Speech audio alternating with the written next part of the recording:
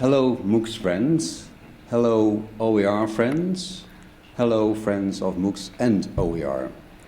That is my mission more or less. So the talk that I have, a very short talk, is about MOOCs in the European opening up education context. So I should say some words on opening up education, just in short. That program was launched in September 25 last year, and it was just in time. Europe was lagging behind in this area, so it was a good decision by the Commission to launch this program. It was also a good example of a very relevant and significant program with not only words but also budget in terms of Erasmus Plus and Horizon 2020. It has a broad scope. The scope is coming from two directorates, the one on education and culture and the other one is called Connect, with two major lines. The first one is, I think, in the tradition of the European Commission for decades already, to innovate teaching and learning for all and in all educational sectors through ICT. And the second one was really new, reshaping, modernizing the EU education through OER. Now, the umbrella that the Commission has chosen, opening up education, is a very good choice, because it is showing, it is underlining that it is about opening up education, which is a dynamic thing. It's a process in which we all are. There's no fixed model of education over time, so we're in a process of opening up education, and you can take your own route in that. And the second remark I would like to make, opening up education also gives us the opportunity to accommodate for diversity. There's no need to be all 100% open in all kinds of aspects. It's good to choose your own profile. There's no, as we all know, there's no single ideal model of education, and that I think is very clever to realize. Now, April last year we launched this OpenupEd MOOCs, which is the first pan-European initiative for MOOCs, and it was a joint activity with the European Commission. Not that the Commission was an initiator of this idea, but they gave us quite some moral support. And we have in the center of this initiative some important European values. That is about equity, it's about quality, and it's about diversity. We put the learner at the center. We, of course, are delivering high-quality learning materials according to a self-study model, and diversity in language and in culture is in the heart of what we're doing. This initiative is coming out of the tradition of the OU's model, so you can expect an approach that is really close to what the OU's have done for decades already. And that means that at the start, when we launched this initiative, April last year, we had 11 partners, a few open universities from the Netherlands, of course, from Italy, from Portugal, from Spain. UNED, who is also partnering in Mirai Dax, is partnering in OpenupEd as well, and the OU of the UK, the big initiator of Future Learn, is also a respected partner in OpenupEd. And France, for example, doesn't have an open university, but the French government decided at the ministry level of higher education to become a launching partner in April last year. And now we all know that France has fun, so we're talking to the French ministry about continuing the collaboration. And Lithuania and Slovakia have technical universities involved as well. And we have some partners from outside of Europe, in Russia, the Open University in Moscow, in Turkey, Anadolu, and you may know Anadolu University is a very big operation, 1.5 million students, and they run 40% of all students in Turkey are at the Anadolu University. So that's a respectable operation. And Israel, the OU of Israel. There will be more members, more partners, I must say, from Cyprus, Denmark, Estonia, another partner from France, from Greece, Ireland, Poland, Slovenia, and Spain, another one. And we're open to partnerships with other universities as well. At the start, we had 40 courses, and by now we run 200 MOOCs already, with a wide variety from humanities up to science and technology, of course, in 12 languages. And of course, all the home languages of the partners will be there, and also we will include Arabic in some MOOCs. We can have scheduled courses, which is, let's say, the normal model for MOOCs, but we also have self-paced courses, which is, for many open universities, another model. The courses vary from 20 to 200 hours of study, and we have different recognition options. Of course, you can get a certificate for completion, or you can get a badge, and about half of the courses already have this possibility of earning credit, and for that you have to pay.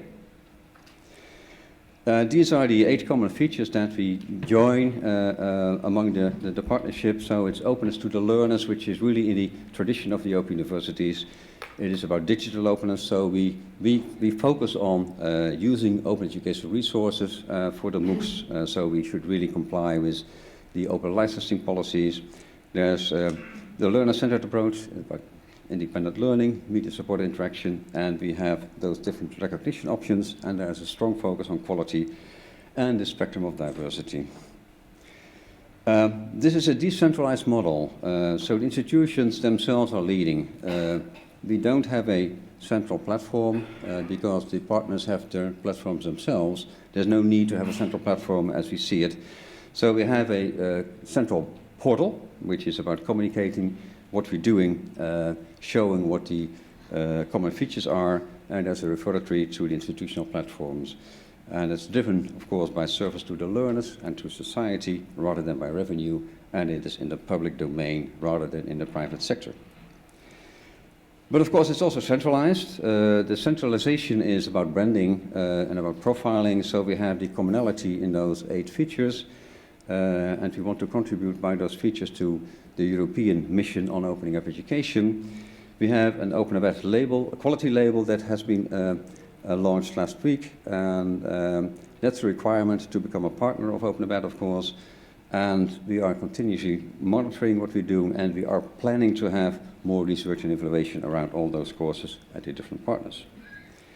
But the perspective for OpenupEd is, of course, we don't compete with Coursera, edX, or FutureLearn. Those are different endeavors, and we just offer an alternative route. We're open to partnering with the whole spectrum of universities. So, as I said, it's an Open Universities World initiative, but we would certainly welcome other universities who are in the same game. Also, we're talking to governments, the government of France and Norway, and other MOOCs initiatives like Coursera, edX, and FutureLearn. We would be quite happy to collaborate wherever that would be useful. Of course, the OpenupEd quality label is available to the whole MOOCs world, and we reach out to our colleagues in Africa, Asia, and Latin America. And as you may know, there are quite big operations in Asia. The Open University of China in Beijing runs 3.5 million students, not participants, students, right? And the Open University of India, Indira Gandhi, it's one of the 10 Open Universities in India. Indira Gandhi is the biggest one, runs 4.5 million students, so not participants, students. So if you add those, Indira Gandhi and China Open University, it's an interesting number of 8 million students at 2 universities in Asia.